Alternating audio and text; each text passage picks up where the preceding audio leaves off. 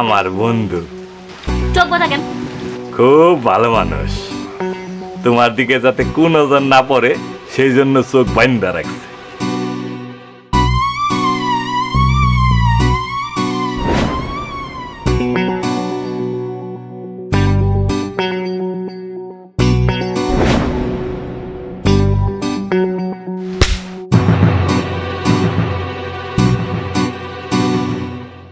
ভণ্ডামি করার জায়গা পাস না না?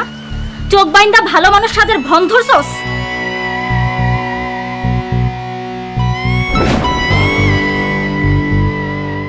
অসুবিধা নাই।